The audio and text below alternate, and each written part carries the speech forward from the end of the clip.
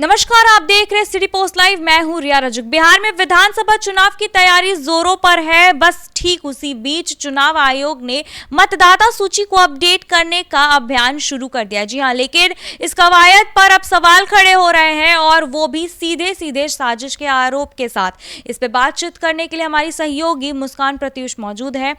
मुस्कान, आखिर क्यों कांग्रेस राष्ट्रीय अध्यक्ष ने इतना बेहद गंभीर आरोप लगाया है चुनाव आयोग पर? कांग्रेस के जो प्रदेश अध्यक्ष हैं राजेश राम, देखिए उन्होंने आज पटना में पीसी किया है। चुनाव काफ़ी करीब आ रहे हैं, बहुत कम टाइम बच गया है बिहार के चुनाव में, और जो चुनाव आयोग है, इलेक्शन कमीशन है, वो अब एक बड़ा एक्शन ले रही है। वो एक्शन ले रही है कि अब जितने भी वोटर्स हैं उनका अपडेट किया जाएगा। कुछ करेक्शन होंगे, कुछ हटेंगे, कुछ ऐड भी होंगे, राइट। तो उनके अगेंस्ट राजेश राम का ये एक्शन था कि कहीं ना कहीं ये साजिश है। उनका कहना है कि ये योजना है जो बीजेपी की योजना है, जिससे जो उनके वोटर्स है, और मेनली वो फोकस कर रहे हैं गरीब, दलित और जो आर्थिक रूप से कमज़ोर है, जो उनके वोटर बैंक है, उनका कहना है कि उन लोग का नाम ही हटा दिया जाएगा और उसमें कई लोग आएंगे। क्योंकि जिस स्पीड में इलेक्शन कमीशन काम कर रही है, अपडेट कर रही है, उतने टाइम में, उतने कम टाइम में ये लोग कहाँ से कागज़ लेके आएंगे? क्योंकि कई के कागज़ तो होंगे भी नहीं, कई के भुला गए हों, फट गए होंगे, और कई के पास कागज़ हैं कि नहीं ये भी नहीं पता। तो उनका कहना है कि फिर तो उनका नाम हट गया। उनका कहना है कि लोकतंत्र की ये हत्या है, हमला किया जा रहा है, मतलब सीधा आप बोले। और राजेश राम ने 2 एग्जाम्पल भी दिया है। एग्जाम्पल में ये दिया है कि महाराष्ट्र और यूपी में भी ऐसा हुआ था। उनका कहना है कि महाराष्ट्र यूपी में भी अपडेट कराया गया था और लाखों वोटर्स को हटा दिया गया था। और राहुल गांधी की बात करें तो राहुल गांधी भी ये बात उठाते नजर आए हैं कि महाराष्ट्र में ये जो अपडेट वाला चीज़ है, उससे कहीं ना कहीं बहुत वोटर्स हट गए हैं, उनको वोट देने का उनका अधिकार छीन लिया गया है। लेकिन चुनाव आयोग ये कर रहा है, ये जो एक्शन लिया है, उस पर राजेश राम का कहना है कि अब वो आंदोलन करेंगे, वो लोग का आंदोलन होगा। उनका कहना है कि ये चीज़ गलत है और हम ये हत्या नहीं होने देंगे लोकतंत्र का। जितने भी लोग हैं, जितने भी लोग बिहार के हैं, चाहे वो जैसे भी हों, जो उनका कहना है कि जो पुराना सीरीज चलते आ रहा है, जितने लोग के पास वोटर आईडी है वो वोट दे जाके। क्योंकि उनको लगता है कि जो कांग्रेस के जो महागठबंधन के वोटर्स हैं उनका नाम काटने की साजिश है, ये बीजेपी के द्वारा कराया जा रहा है। ये राजेश राम ने इल्ज़ाम लगाया है।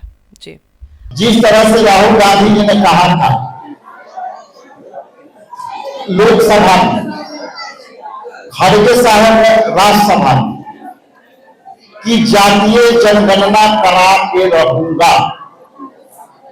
आज केंद्र सरकार जातीय जनगणना करने को मजबूर हुआ और उसने कैबिनेट से फैसला ले लिया, हाल में अधिसूचित भी कर दिया। उसी तर्ज पर हम लोगों के लिए जो बिहार सरकार, एनडीए की सरकार ने जो फैसला लिया है, ये माई बहिन मान योजना के दबाव में लिया गया फैसला है। और यदि वो दिए हैं तो उनको 2500 रुपया भी कर देनी चाहिए। यदि हमारी गठबंधन की सरकार आएगी तो हम 2500 रुपया महिलाओं को देने का काम करेंगे। और ये दबाव जनहित में यदि हुआ है तो ये कांग्रेस पार्टी महागठबंधन के दबाव में जनता को आंशिक रूप से फायदा होगी और हम लोग इस तरह के एजेंडे पर काम करते रहेंगे। एक बार चुनाव आयोग के द्वारा वोटर सत्यापन के लिए जो चल रही है बात, वो सही दिशा में सही कदम है या फिर कोई खास वर्ग को हटाने की कोशिश? देखिए, जिस तरह से मतलब मुझे उन्होंने जो योजना बनाई है, और ये योजना एक नागरिकता को लेकर के सवाल खड़ा कर करके और चुनाव आयोग जो ढूंढने का प्रयास कर रहे हैं और जो ढूंढना चाह रहे हैं, किसी धर्म समूह के व्यक्ति को टारगेट कर करके ये किया जा रहा है।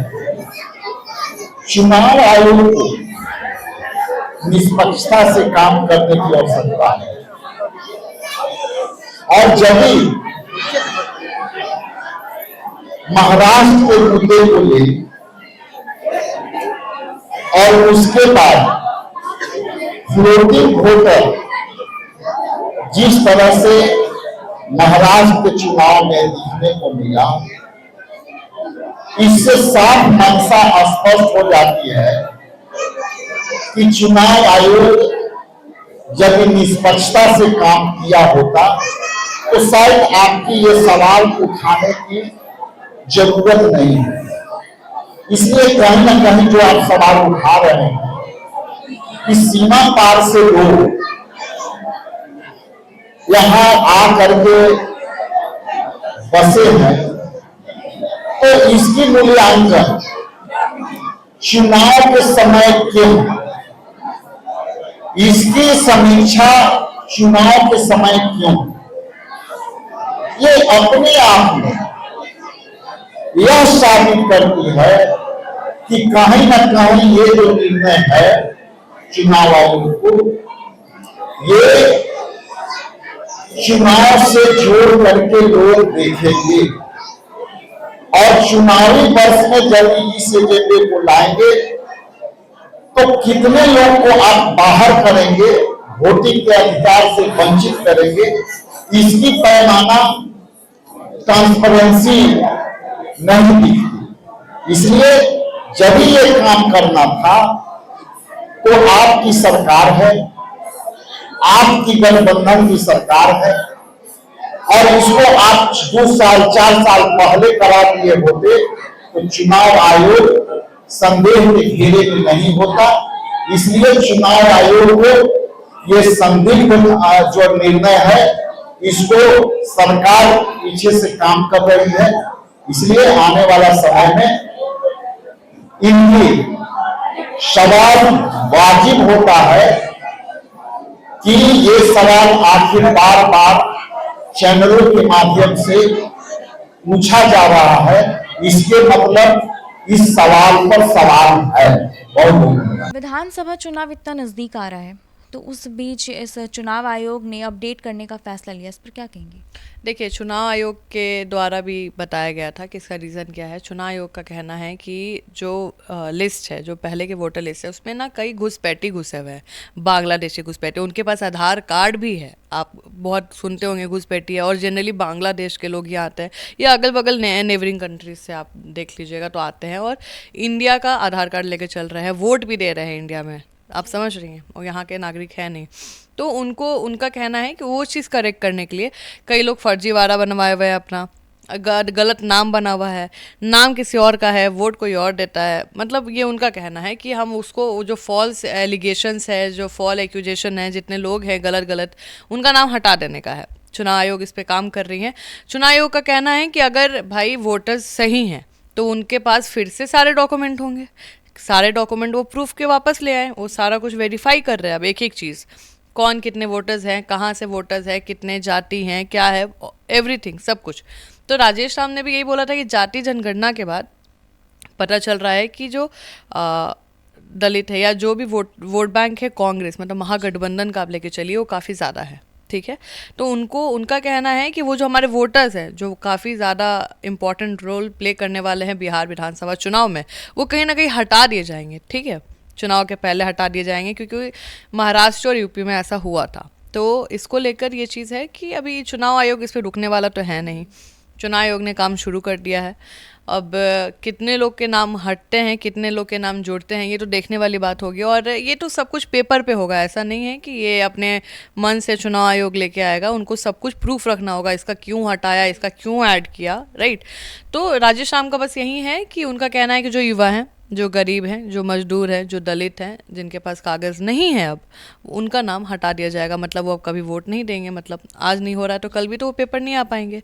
और बनवाने के लिए बहुत बड़ा प्रोसेस होता है रिया, तो वो प्रोसेस अभी तो कंप्लीट हो नहीं पाएगा चुनाव के टाइम, क्या वेरिफिकेशन हो, आपका वोटर आईडी बने। तो इसी को लेकर बात हो रही है। अभी देखने वाली बात होगी कि चुनाव आयोग के जो काम है या जो वो कर रहे हैं उसमें कितना ट्रांसपेरेंसी रहेगा, कितना सच्चाई रहेगा। लेकिन कांग्रेस अपने बात पे खड़ी रहेगी कि वो लोग आंदोलन करेंगे अगर ऐसा उनको फील होगा कि उनके जो वोटर्स हैं उनको हटाया जा रहा है वोट करने से। तो बीजेपी पे आरोप लग रहे हैं कि ये बीजेपी की साजिश है। देखिए, पक्ष विपक्ष दोनों होते हैं। और साजिश या हमलावर होना उनका हक है, और कांग्रेस का कहना अपना मतलब वो एग्जाम्पल भी तो दे रहे हैं ना महाराष्ट्र यूपी का, तो उनका कहना है कि बिहार में देखिए इलिटरेसी बहुत है, बिहार में बहुत लोगों के पास डॉक्यूमेंट्स नहीं है, ठीक है। आप बहुत लोग से जाके बात करिएगा ना, किसी के पास आधार कार्ड अभी भी नहीं होगा, किसी के पास कागज़ नहीं होंगे, वोटर आईडी मतलब है लेकिन उसके कागज़ नहीं है कि कैसे हैं, समझ रहे हैं आप। बहुत लोग का है, पहले कुछ लोगों के बनवाए भी गए होंगे, शायद इसलिए चुनाव आयोग कर रहा है। लेकिन देखेंगे राजेश राम इस पर क्या एक्शन लेते हैं, क्या लगता है उनको। देखिए ये तो चलते रहता है, अब चुनाव आ रहा है, चुनाव पे ध्यान देंगे।